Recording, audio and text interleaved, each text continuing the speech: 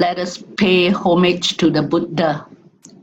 Namo tassa bhagavato arahato samma sambuddhassa.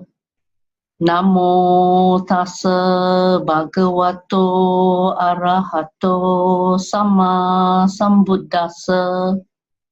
Namo tassa bhagavato arahato samma sambuddhassa.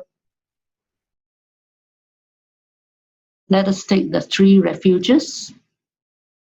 Buddhang saranang gacchami, Dhammang saranang gacchami, Sanghang saranang gacchami, Dutiyampi Buddhang saranang gacchami, Dutiyampi Dhammang saranang gacchami, Dutiyampi Sanghang saranang gacchami, Tatiyampi Buddhang saranang gacchami, Tatiyampi Dhammang saranang gacchami, Tatiyampi Sanghang saranang gacchami.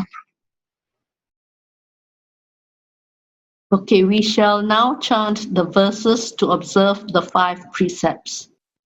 Panatipata veramani sikkhapadang samadhiyami. Adinadana veramani sikkhapadang samadhiyami. Kamesu miccācara veramani sikkhapadang samadhiyami.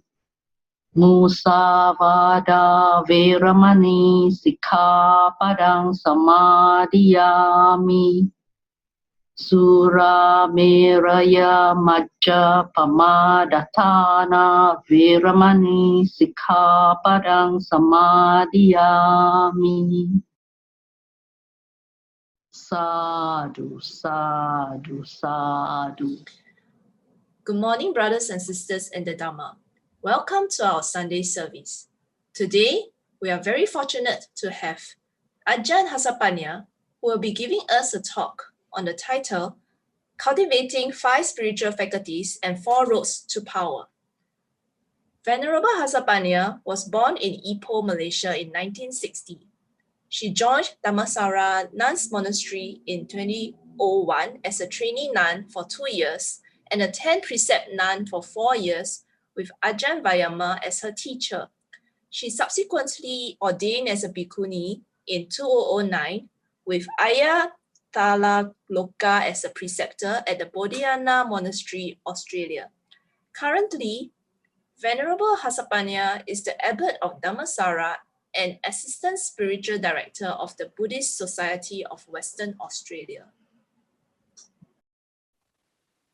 So just find a comfortable posture.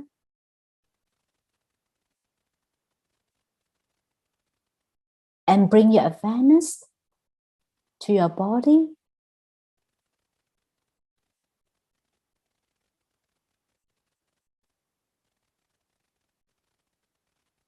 And just stay with this present moment awareness.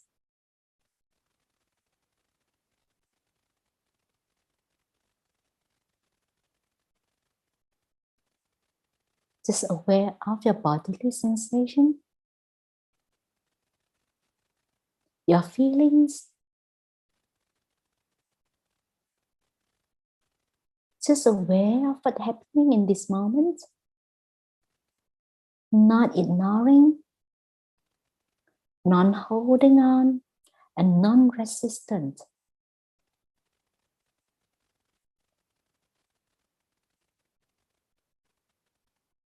Just spend a few moments in this present moment awareness.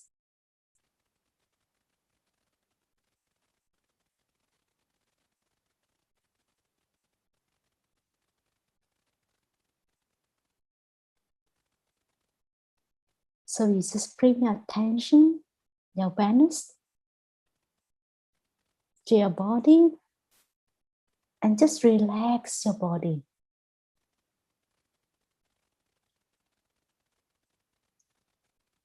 Relax your head. Relax your shoulder. Just relax. Is there any tension, tightness in your body? Any parts of your body? Just relax.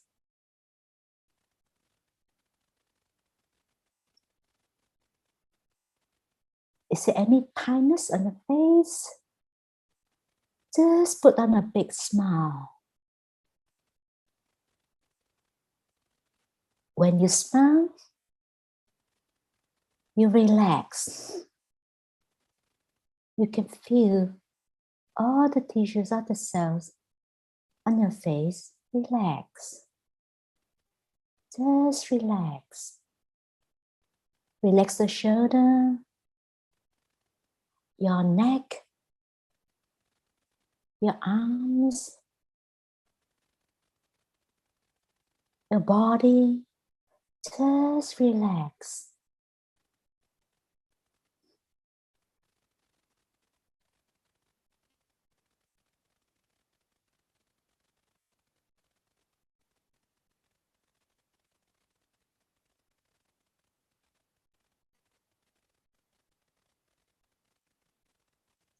If you find there's any tightness in any parts of your body or tension,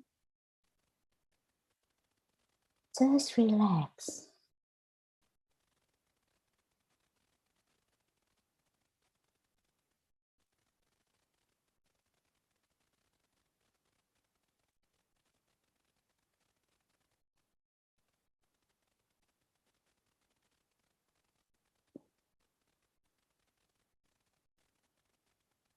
And you can feel at this moment, every single cell of your body just relax.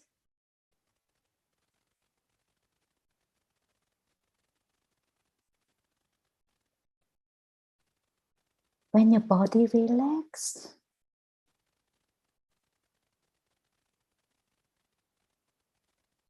your mind becomes peaceful and calm.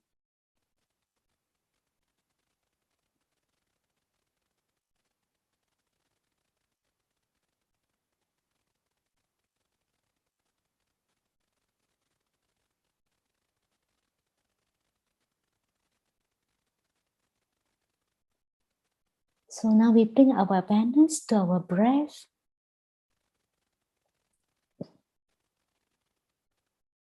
Breathing in, I calm my body. Breathing out, I relax.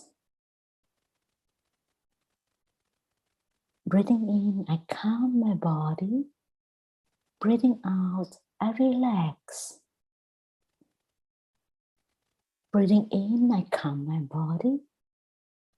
Breathing out, I relax.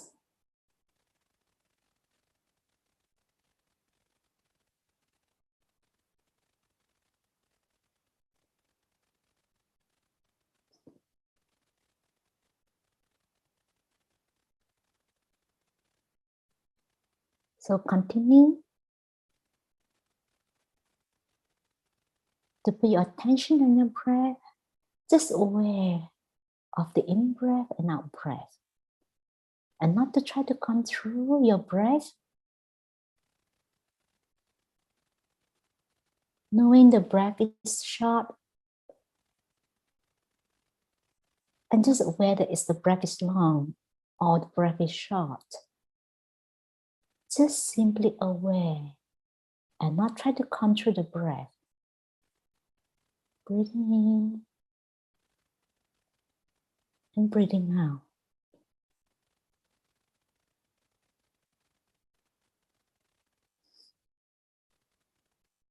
If you find yourself wander off for thinking, just very gently and bring your mind back to present moment awareness.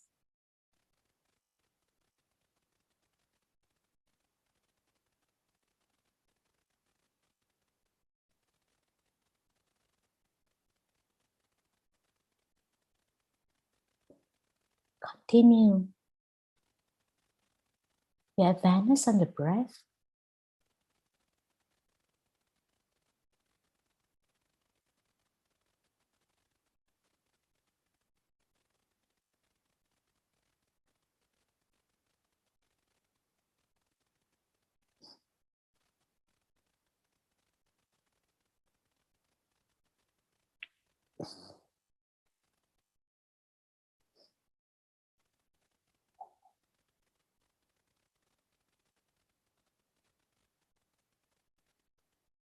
There's any pain or tightness in your body,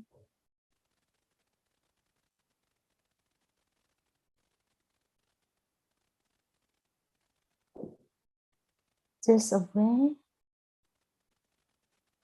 recognize that, acknowledge, and accept.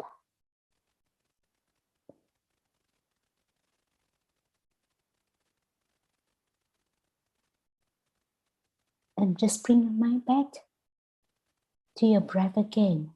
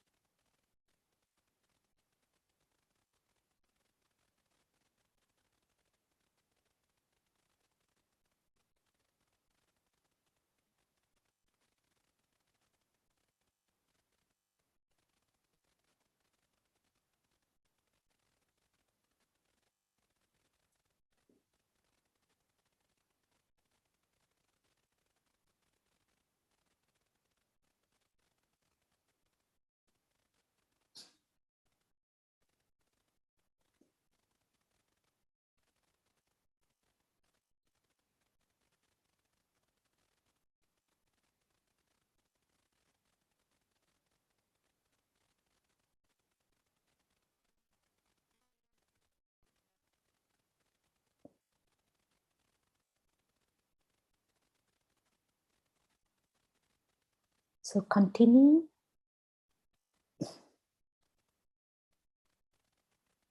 focus on your breath, aware of the breathing in and breathing out.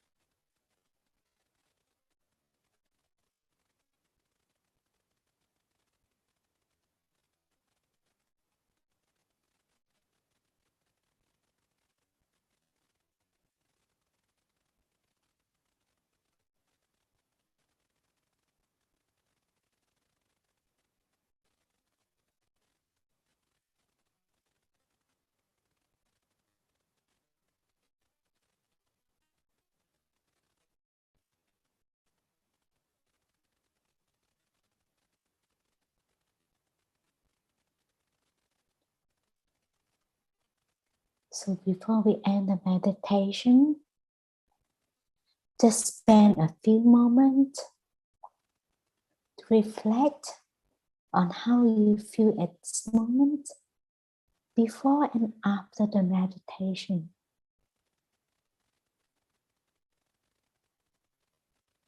Become more peaceful, calm,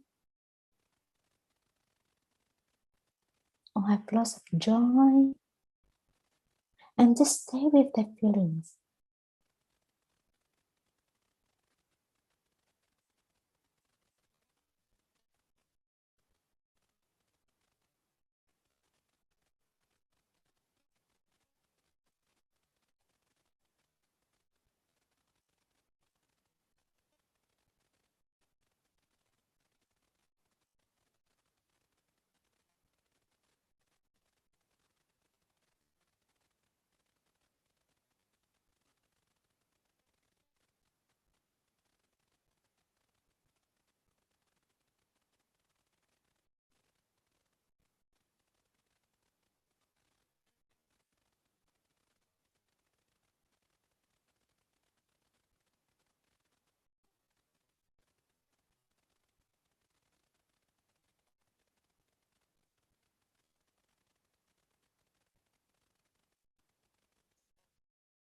So we're going to end the meditation by counting 3 in and out breath, and you can open your eyes.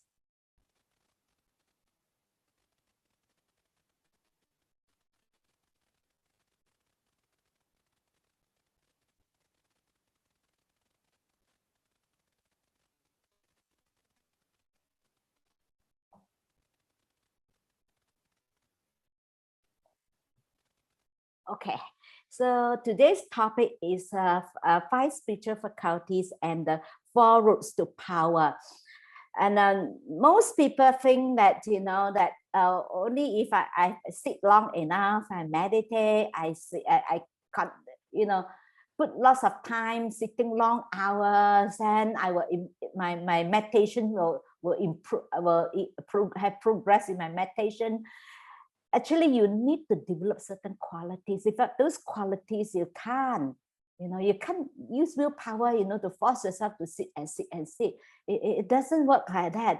And then lots of people don't see that how it's important to develop those qualities. In fact, those qualities you can't really, you can't use willpower to sit. And then if it's like that, then it's so easy to get enlightened, isn't it? Just say you have to develop some qualities. So the Buddhists mention about these 5 spiritual faculties, the indriyas, and the 4 routes to power, the iddhipadas. Actually, these 5 spiritual faculties and itself, like, they complement each other with the 4 routes to power, because, and also they overlap. So like the first one, confidence of faith, sada. That's this is actually is an important aspect of our meditation, because without the faith, because when faith itself arouses energy, and of course the faith is a faith in the teacher, the faith in the teaching, and ultimately faith in ourselves. Like faith in the teacher, sometimes like a lot of people, like especially other people, don't understand. They thought that the Buddhists are so superstitious. They bow to the Buddha. They think that we're bowing to the statues. But in fact, when we bow to the Buddha, actually we reflect, we contemplate the qualities of the Buddha, and we take refuge. It's not take refuge in something, there's no something tangible there, but the qualities that we aspire to develop. So when we reflect on the Buddha's qualities, that the teacher's qualities inspire us. Sometimes you see certain monks or certain teacher, they're so inspiring. I remember sometimes when I listen to some of monks giving talk, and give me so much piti sukha, you feel so happy, and that arouse that faith, the confidence, because without the confidence it's very difficult, to you normally, when we have no confidence, you have doubt, self-doubt, whether this is right, this is whether I'm hitting the right way, whether should I continue or should I continue with the breath, or then you don't have that kind of persistency. When you have the faith, you become more persistent, and you have the confidence that I keep going. A lot of people give up easily because with that faith, you can give up easily. But with the faith, because you understand that no matter how many times my focus, on the breath wander off, I keep bringing back to present moment awareness, keep bringing back, and we understand that this is a gradual training. We know that that we train the mind. It's need time to train until the mind will settle.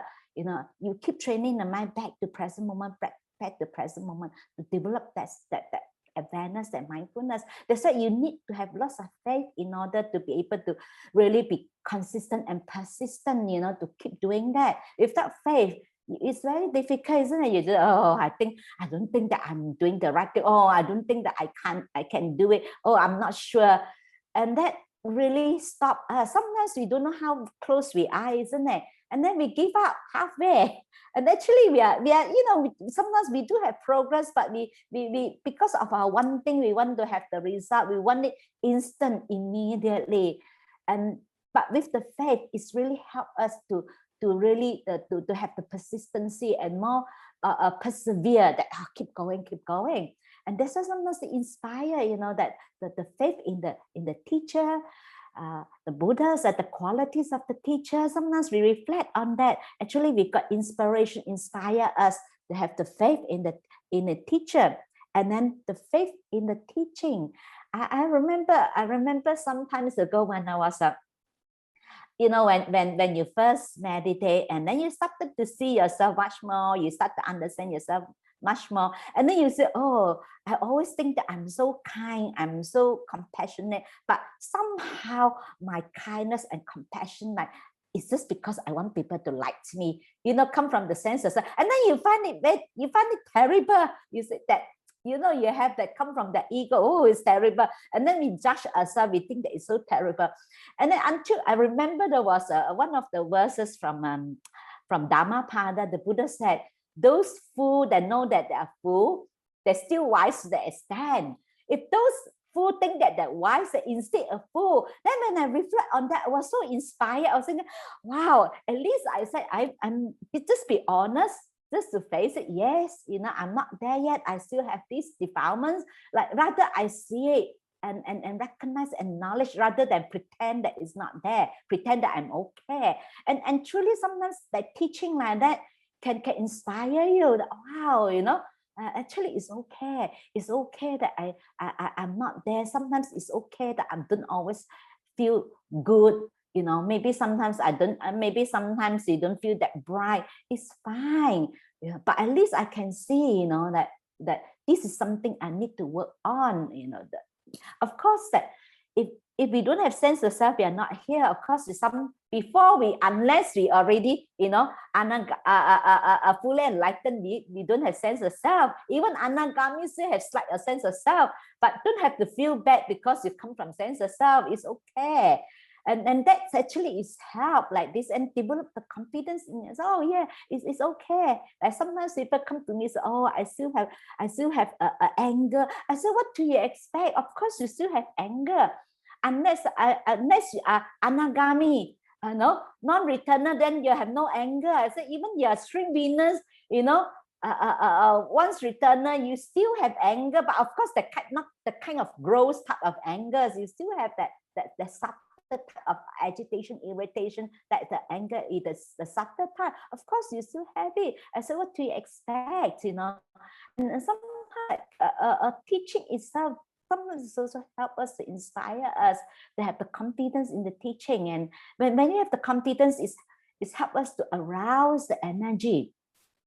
And also, the ultimately confidence in oneself is the most important thing.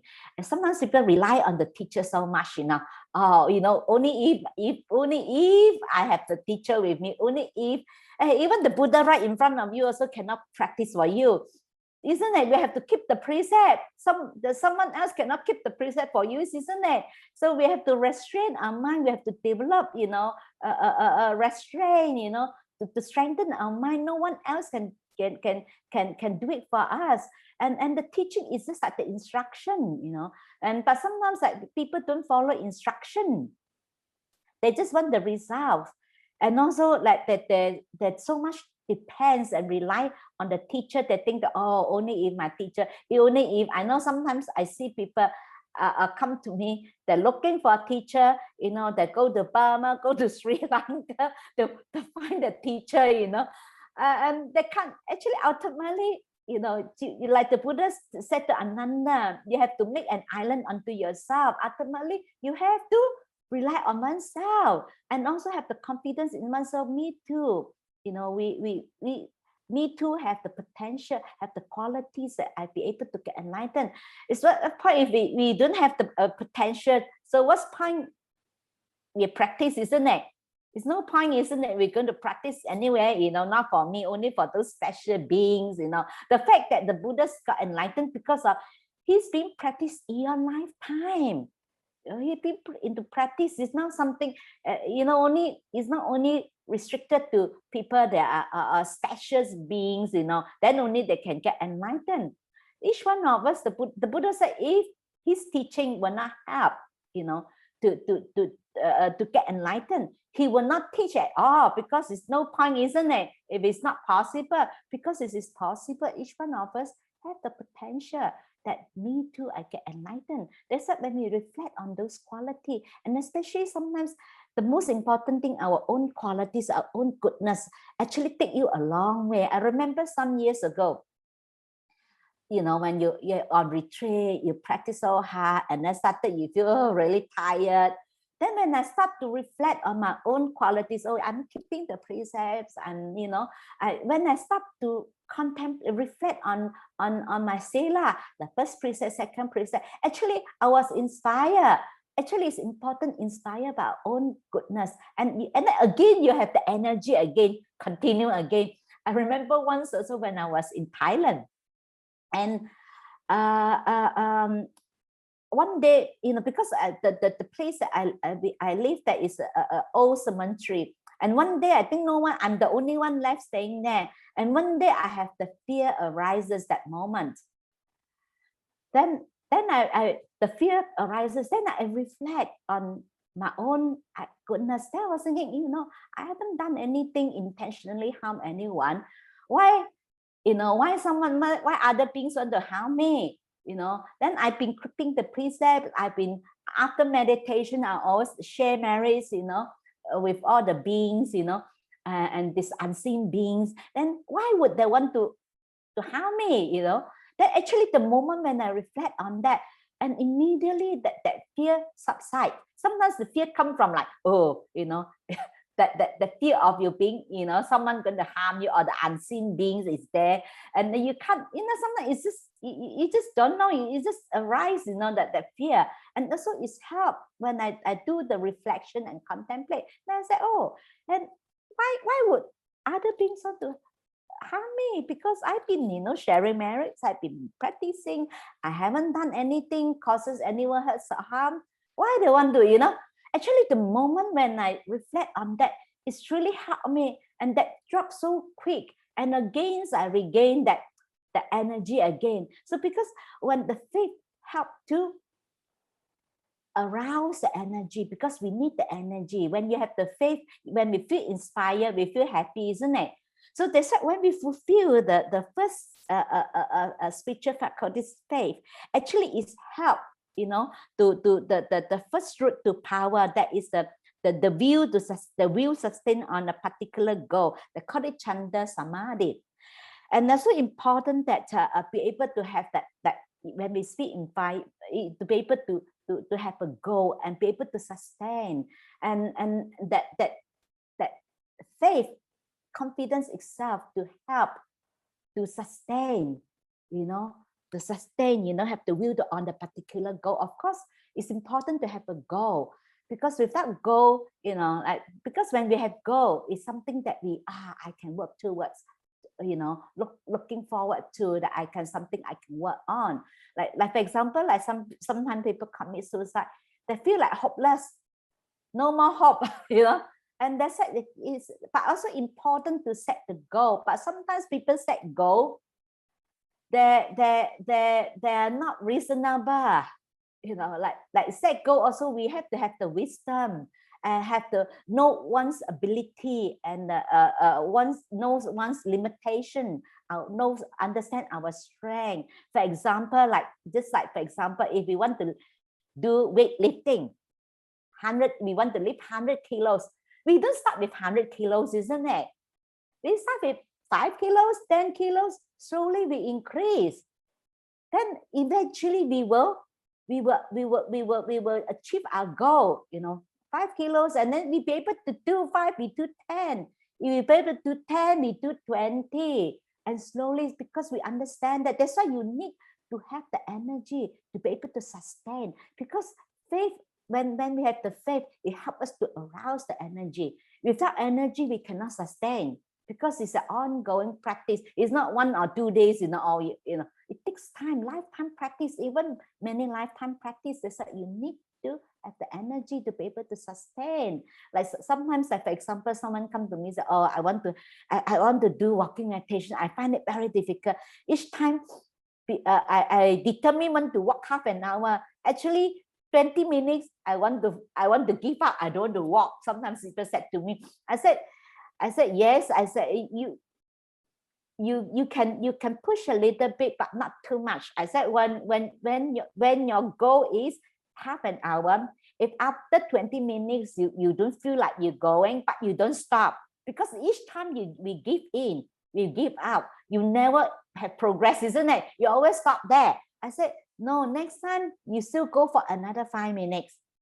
But sometimes if you push yourself too hard, counterproductive. So that's why I said, okay, you give yourself another 5 minutes. So at least 25 minutes, And then this is how, because another 5 minutes is more doable, isn't it? Rather than you force yourself, And some people 10 minutes is a lot also. So I said, gradually, you understand that it's a gradual. They said also have to have some wisdom, to know our own limitation, our strength, how much we can do. You cannot force. Sometimes when we use too much willpower, when we force ourselves, counterproductive. I know sometimes people force themselves to sit and sit and sit. They're really sitting in agony, not really enjoy the meditation, and then they ended up don't like to meditate, because meditations become such an agony. Who want to meditate? Because you're forcing too hard. But I said you can push a little bit, don't give up immediately, but you stay a little bit longer, and at least another 5 minutes is doable, or rather you force yourself another hour or another half an hour. That's more difficult.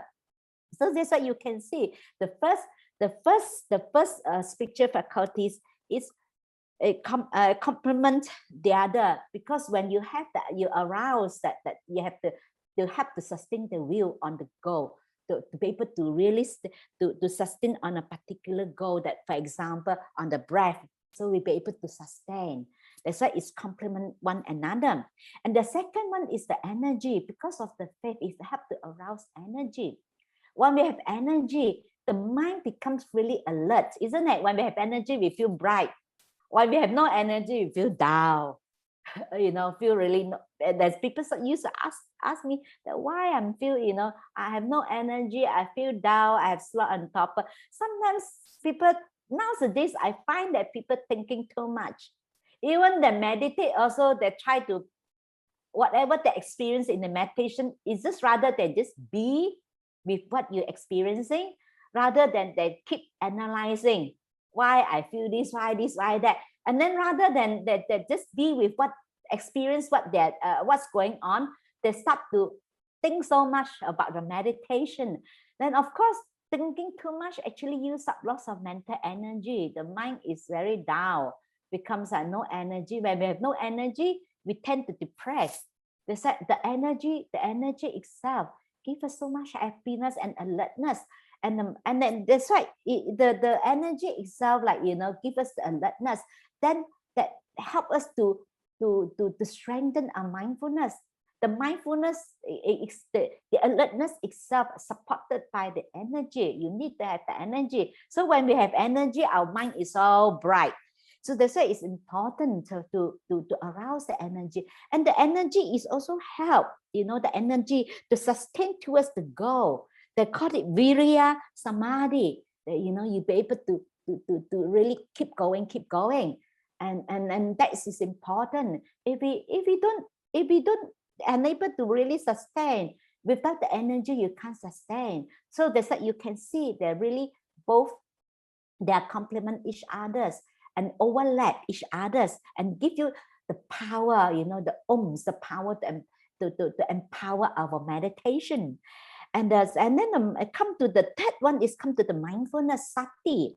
And the fourth one is sustained attention, that's samadhi. So mindfulness itself, when our mind becomes really bright and we becomes very mindful, actually we be able to stay with our meditation object for a long time. But without the mind, because the mindfulness comes from the energy, is supported by the energy. That's why you have enough energy. That's why your mind is bright. Your mindfulness is powerful. When your mindfulness is powerful, you'll be able to sustain long time. You'll be able to sit for a long time. It's not come from willpower to force yourself to sit. You can't sit there. Without develop these qualities, you can't sit for a long time. And then you'll be able to focus much more on the meditation object. This is how and this is one you can see that is a sequence, when the faith arouse energy itself support, the alertness, the mindfulness, your mind becomes so bright, and you'll be able to really focus on your meditation object. You become able to sustain the attention, the samadhi, your mind become really still. And sometimes people ask me, oh, why sometimes I after meditate a while and I don't feel the breath anymore, but they feel really it's pleasant, but the mind is not bright, like you drift away. Then I said, because the mind is not bright, because of your mindfulness is not strong enough, especially as our breath becomes very subtle. Your mindfulness is not strong enough to be able to focus on a subtle object, especially your mind become more and more subtle. That's why you feel down, the mind, you feel like, some people say, oh, half sleep. Am I sleeping? Am I still meditating? I said, because of you don't have enough energy. The mindfulness is not strong enough. So that's why I always ask people to go back again. You cannot force. So you have to again to go back to a causal breath, to develop your mindfulness again. You can't just keep forcing yourself. So you put a little bit energy, put a little bit of make the breath a little bit causal, but not too much, just a little bit.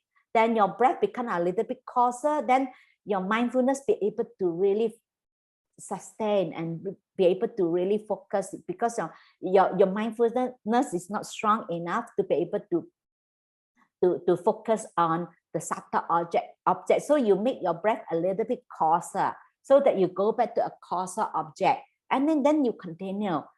And also that's why you get, and then this, the third and the fourth, the mindfulness, sati, and the samadhi, sustained attention, stillness. And so itself actually to help the mind to apply to that goal, they call it chitta samadhi. So you be able to apply your mind onto the goal, can be able to stay still with the goal for a long time. So, and then for the fifth is the wisdom, the panya. So the panya is a wisdom to develop the clarity. And also the fourth is the investigation applied to achieve that goal. So that's like sometimes be able to, when you have the wisdom, you be able to when you have wisdom, you be able to investigate that, what is your interest, what's stopping you from going further. I remember early days, sometimes we have today I have good meditation, the next day I can't wait, want to finish my work very quickly. then I can't wait to sit on my cushion, you know, quickly finish off my work and quickly run back to Kuti, and I sit. I can tell you the mind all over the place. Because the expectation, the craving, you try to make it happen because of the doer, because of the controller. We try to control. We think that I try to think, oh, yesterday how did I do that? You know, and then you try to manufacture that. You can't, and then but somehow you have to hit the wall many times, even though sometimes you still do it. You know what I mean? Sometimes you know that it won't happen, but you still do it until you hit the wall enough, then you realize that it doesn't work like that. Even sometimes, we hit the wall, we still want to do it, but so we have to hit the wall enough, many times, and only we know it doesn't work. It's not come from the craving. You'll be able to identify, when you have the clarity, you're able to the wisdom is come from the clarity of the mind, because your mind become very still. Then you have the clarity that's the inside, and you'll be able to identify the five hindrances. You'll be able to see, oh, like for example, I can see, oh, because with the expectation, because of the craving, that is the first hindrance that stopped me. You can't crave. Whenever you crave, you want something, you will never get it, because the kind of deep meditation, the stage that is come from letting go, come from just completely surrender yourself, like you just let it go, and you cannot try to make it happen. It come from craving and come from try to control. You can't do that until you have to hit the wall many times, then only you realize that actually it doesn't work. The sometimes is when you have the wisdom, you'll be able to investigate. The investigation applied to achieve that goal, because you have enough clarity. You'll be able to identify the five hindrances. So what are the five hindrances? The five hindrances is the first, desire; second, ill will; slow and torpor, restlessness, and doubt. And sometimes maybe we lack of doubt. Maybe we are not lack of confidence. We have no confidence in oneself. And we think that, maybe I don't think I can do it. And some people will always think that it's not for me. I don't think that I be able to get enlightened. So what's the point of trying? That they have this self-doubt. And when we have self-doubt, that's why sometimes we have to develop our faith, the confidence in oneself. That's why you can see all this there are.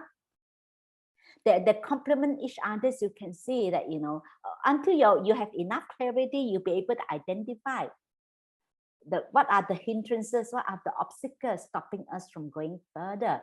They said these are the five spiritual faculties that, and also what overlap one another, complement one another, that overlap with the four roots of power, because it's help. The empower the mind, they have more powerful, because the mind without that is not enough power. Is the mind is not powerful enough, it's very difficult to go further. You always stay, that on the very superficial level. If we want to really go deep, so we need to empower our mind to develop these qualities. So the five spiritual faculties, and when you fulfill the five spiritual faculties, actually it's complement the four roots to power, the four iddhipadas. And that's why sometimes it's not only just sitting on meditation, try so hard and try to control and try to make it happen. It doesn't happen that way. So you have to develop those qualities, and also be able to develop the wisdom and investigate, how to apply to achieve that goal, and be able to identify. The most importantly, when you have enough clarity, when you have that wisdom, you'll be able to see, to investigate, to develop the antidotes to the hindrances. What are the hindrances that stop us from going further? So that's why it's important that to be able to develop this quality is help us to empower our meditation. So now I summarize that the first one is faith, the confidence, The second is to, when you have the confidence, you have to arouse the energy.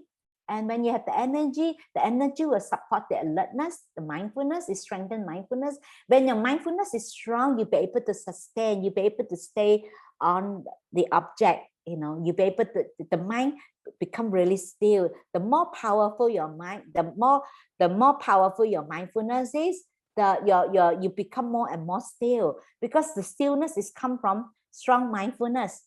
Your mind is alert, because when your mind is alert, you have enough energy. You can see that how one is a sequence, the alertness is come from the energy. So then when you have energy, you'll be able to stay on the object for a long time. Then your mind becomes still.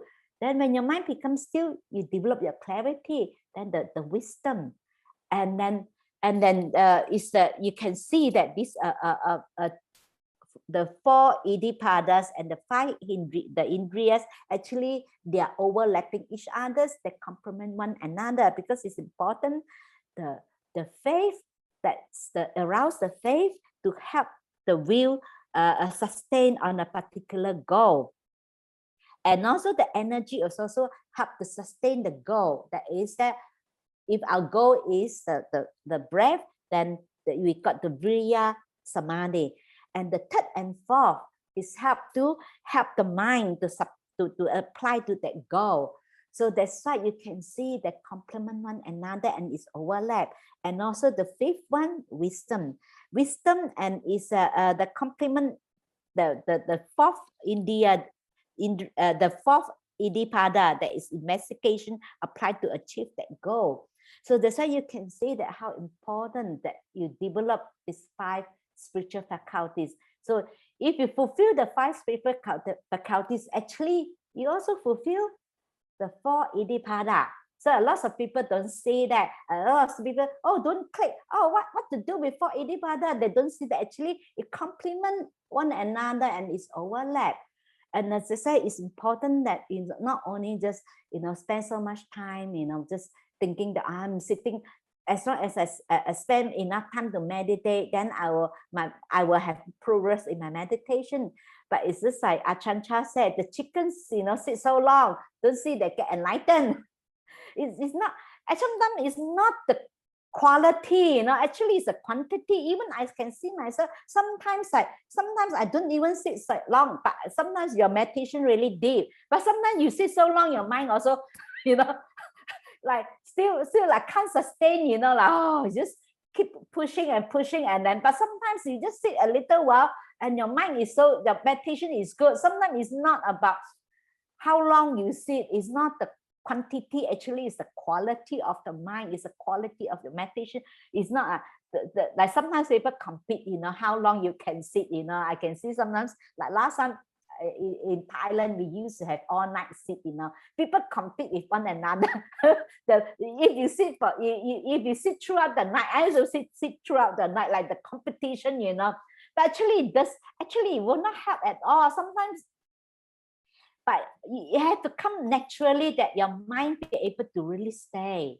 It's not come from like competition that you force yourself, I want to sit long hours, then to show that my meditation is good. No, actually you be able to sit long is naturally. It's come from it come from the power, it's come from the energy. When you have these qualities, it empower the meditation, then it be able to stay for so long, sit for so long. It's come from the power, it's come from the energy that you have to be able to sustain. It's not come from controlling, and doesn't mean that you control yourself, sit for 3 hours. I've seen someone told me that he went for a retreat. He said he was admiring this guy sitting for 4 hours, really still, really the body so erect, so he told me, I was really admiring this yogi sitting for 4 hours, didn't move, and the posture perfect. But the moment he finished his meditation, you know what he did? He got so much anger, he beating all the mosquito. He said, I mean, you just see like, oh, beating the mosquito, because he just forced himself to sit. He initially, my friend told me that I was really admire and so inspiring to see this person sit for hours, never move, perfect posture. Perfect. But actually, he he's controlling himself, sitting for that long, but actually no quality at all. There's something is have to come from natural. It's come from that you be able to, you have the power to sit for that long. So that's today's, and I think it's enough for 5 spiritual faculties. And I have mentioned faith, energy, mindfulness, and stillness and wisdom. And the 4 Iddhipadas, the will sustained on a particular goal, that is Chanda Samadhi. And the second Iddhipada is the energy sustained towards that goal. And the third is the mind applied to that goal, that is Chitta Samadhi. And the fourth one, investigation applied to achieve that goal. So there is today talks about these 5 spiritual faculties and the 4 routes to power, the Iddhipadas. So any questions or comments?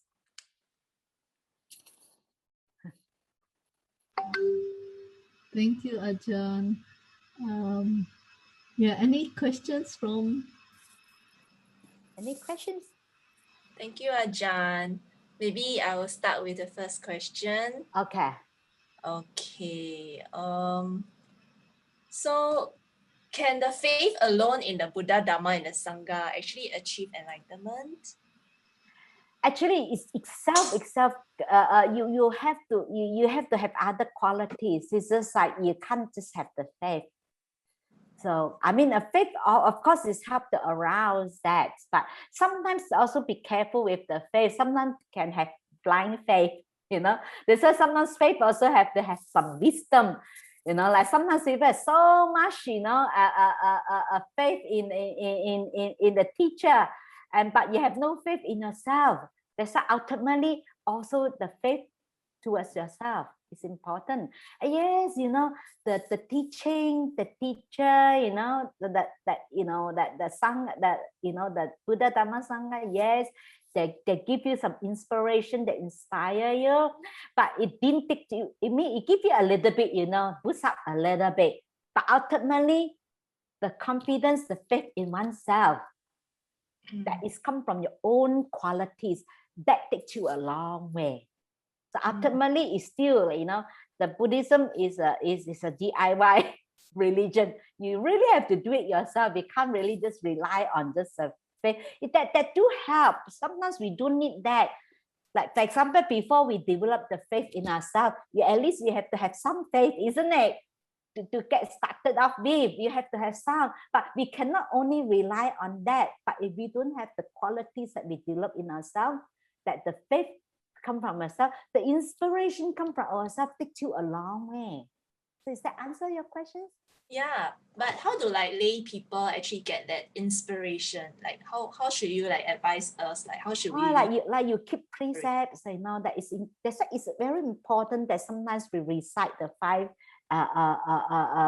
precepts, that actually you reflect and contemplate on that. Actually, that's what the Buddha said, and you do something good, that actually you reflect, actually that helps you to arouse the joy, the happiness, that you really appreciate yourself, you appreciate your own goodness, then that will help you to develop the faith in yourself, to see the good qualities in oneself is important. It's not only other people can do it, but not me. That's why it's important to have because when the Buddha said that when we do something good, the Buddhas always encourage us to reflect. It's not to make oneself ego big. Actually, to really help us to arouse the joy, the happiness. Only happy mind can do that. Imagine if you're miserable all the time, you think you can meditate. But when you're happy, it really helps you. Like we have, especially in the West, people come to me that I'm not interested in Buddhism. I'm not interested in the teaching. Just teach me how to meditate. I say you can't. I mean, you can't just sit and meditate, but you haven't got those qualities, But for example, if you're unable to restrain your mind, For example, you're not because keeping precept helps you to develop your mindfulness. You become more aware of your bodily action, your speech.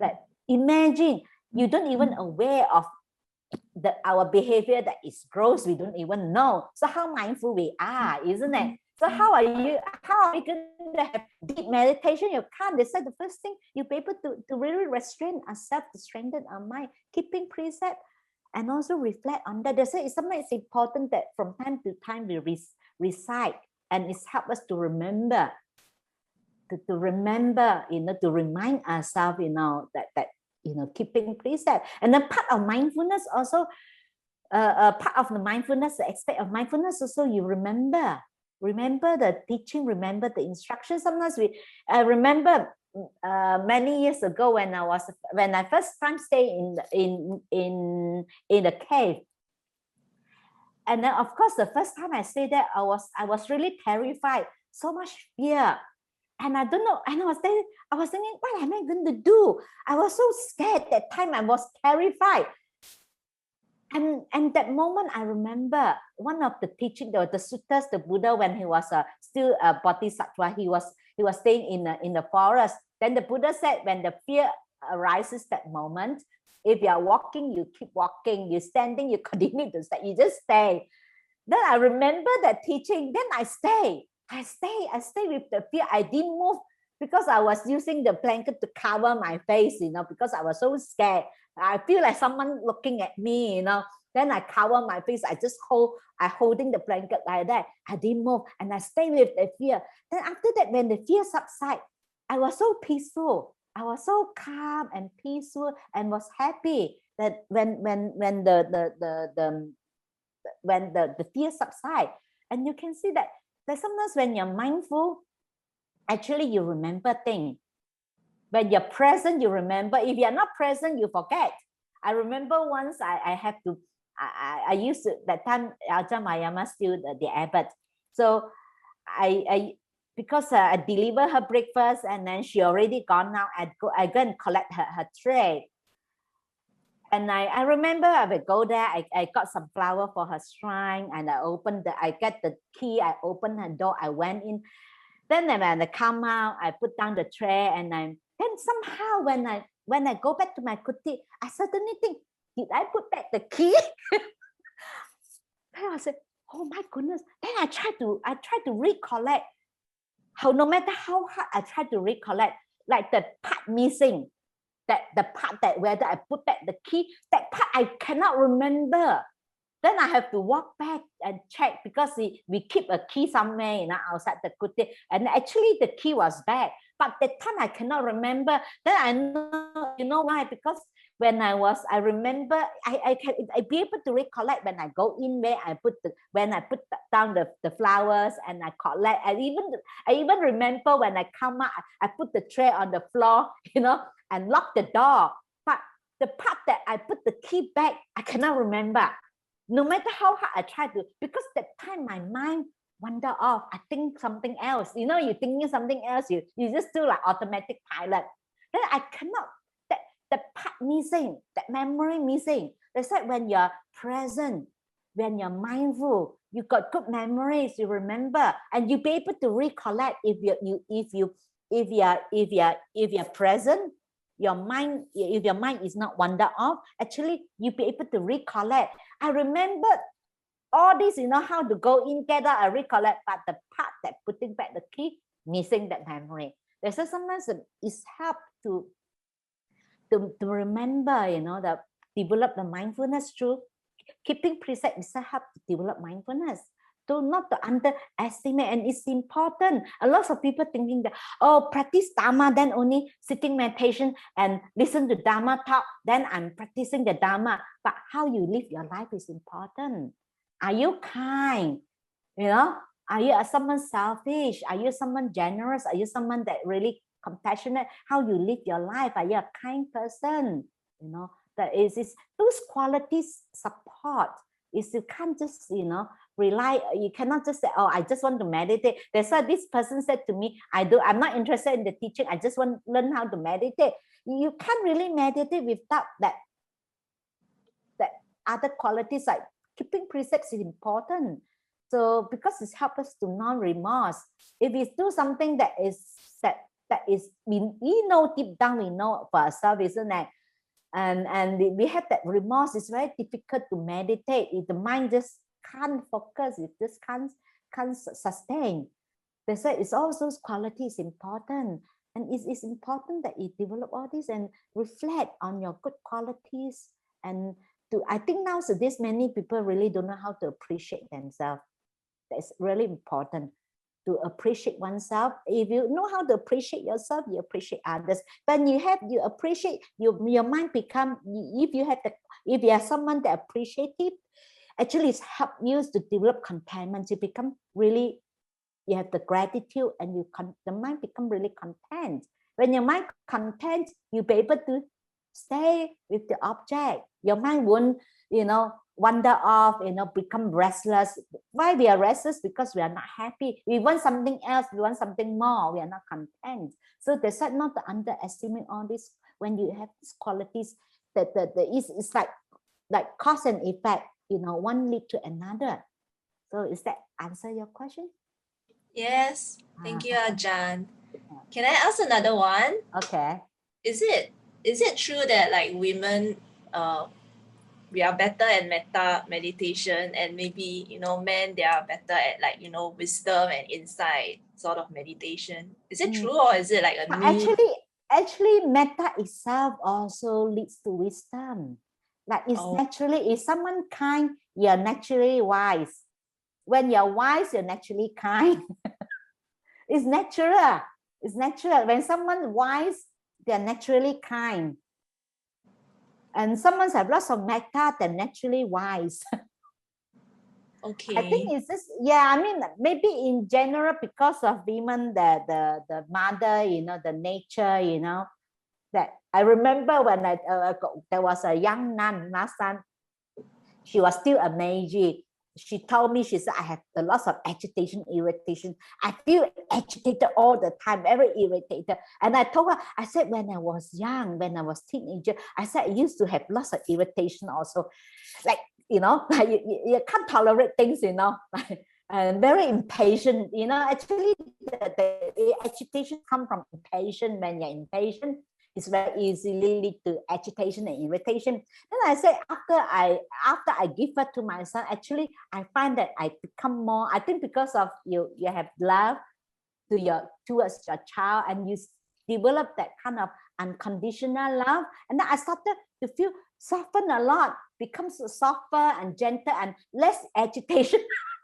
then she said, that means I should marry. I said, no. I said, no. I said, I didn't mean that. I just said that partly because of the women have the mother nature, the kind that's like metta, the more soft, but depends on individual. But I told this person, I said, it really helped me, that I find that my heart becomes softer, more gentle. I said, after I become a mother, because when you know how to love, before that you don't know how to love, and that's help. And so funny, she said, that means I should get married. I said, no. I said, yeah. So I don't know whether that's answer your questions. Sometimes it's very difficult to generalize, It's just individual case. Yeah, understand. Yes. Yeah. Thank you, Ajahn. Okay. Eileen or Injing, do you want to ask? Yeah, any more questions or comments?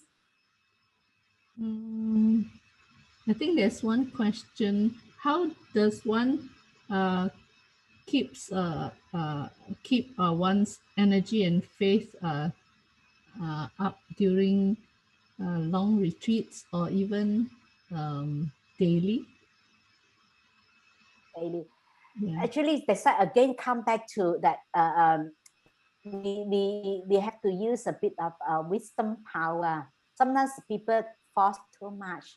That's why we have to really keep that. Actually, like for example, like it's a gradual training. For example, sometimes you find that you don't feel like continue, so you don't give in immediately. but you stay a little bit longer. But don't force yourself to stay too long. Because a lot of people say, oh, I determine, I have to, I cannot give in, and then I should stay. Then counterproductive, because like the Buddha said, middle way, sometimes middle way, too much. They say sometimes we have to use our wisdom, our own discretion, stay for a little bit longer, but not each time you feel like, oh, I can't sustain. Don't give in immediately. Stay a little bit longer. Then after that, then, but don't force yourself, because if you continue to force yourself, counterproductive. Imagine if it's something that like you cannot force the mind to do things that you have to have the happiness, happy to stay. If without the happiness, you cannot force. So that's why sometimes it's to understand that this is a gradual training. So patience is important. That's why patience is the highest virtue. So develop patience, to be more patient.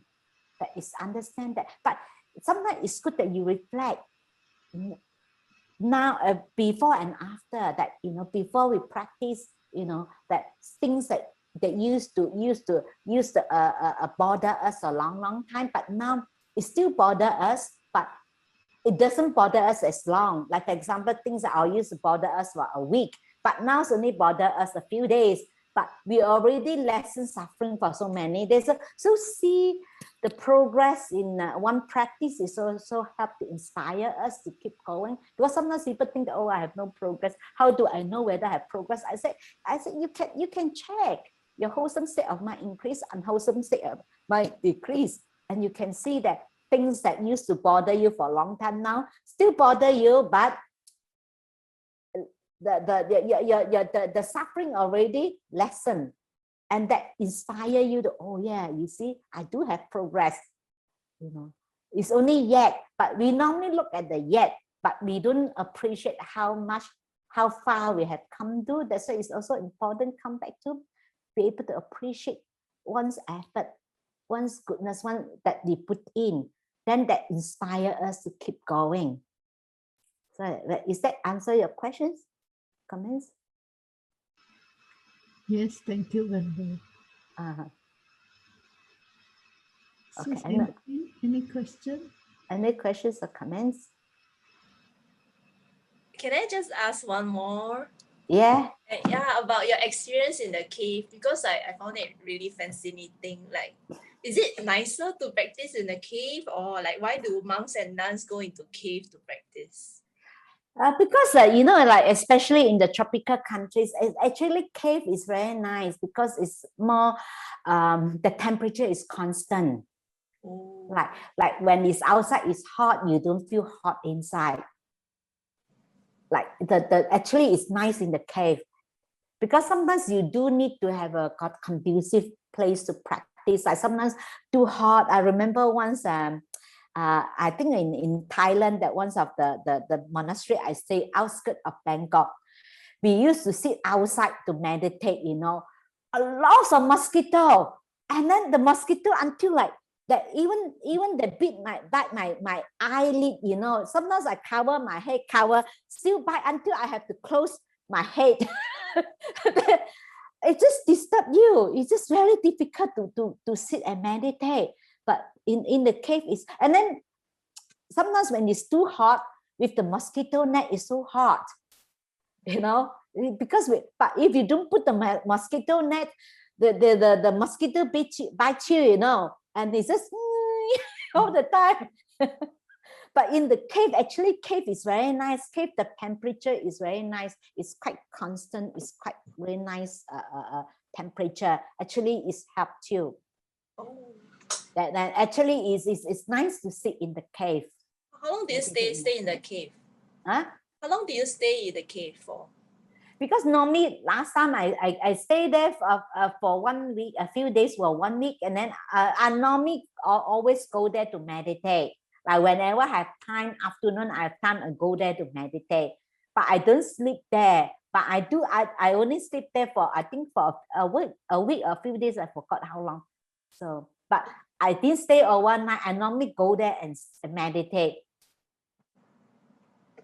But then I have the experience of staying there. But after that, once the first time when I overcome that fear, then it's okay. Then it's really helped me that actually fear, it comes and go. Not to run away, actually stay. When you stay, so I experienced the fear until the max. When the fear go up to the max, it can't keep going up, isn't it? That to a certain point, actually it will subside by itself. So anything will go up to a certain point, it will down. It will not continue to go up. So that's why if you continue to stay, actually it will subside. But most of us don't like it. We try to run away. We do something else, you know, rather than just. Actually, the best way to overcome fear is to face it, to stay with the fear. Yeah, sometimes do reflection. Sometimes it seems like reflection. Sometimes you can suck into the thinking rather than truly reflection. But stay with the fear, not to run away. And this is the best way to overcome fear. But of course, it's quite difficult if your mind is not stable enough to stay with the fear. It's quite difficult because it's very unpleasant. So unless your mind is peaceful and calm enough, then you can stay with the unpleasant feelings. If your mind is not peaceful, not calm enough, very difficult to stay with something that is unpleasant. That's why it's important that we need to keep strengthening our mindfulness. So our stillness, the mind become more and more stable, and we have more and more inner peace and inner happiness, then you can stay with unpleasantness. If not, it's quite difficult to stay with the unpleasantness. So most people just want to run away from, because it's unpleasant. Like people go into shopping, go into, doing something else, and so that you don't have to look at it. Yeah. Thank you for sharing. Yeah. It's very insightful. So any questions or comments?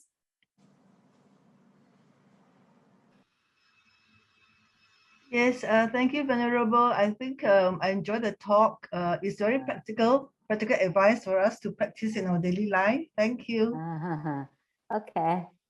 Venerable, can we share merits. Okay. Share merits. Okay. Yeah. Akasatta ca bummata devanaka mahitika punyantam anumotitva jiram rakantu loka sasanang. Akasatta ca bummata devanaka mahitika punyantam anumotitva jiram rakantu desanang.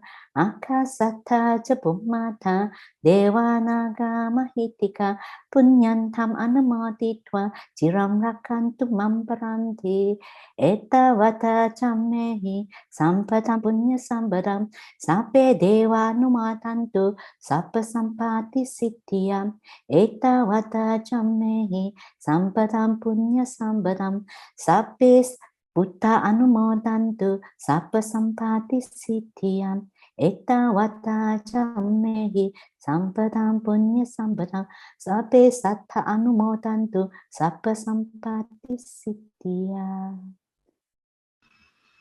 Sadhu, sadhu, sadhu. Okay. We hope that you have enjoyed our talk. Our next talk will be on the 23rd of May.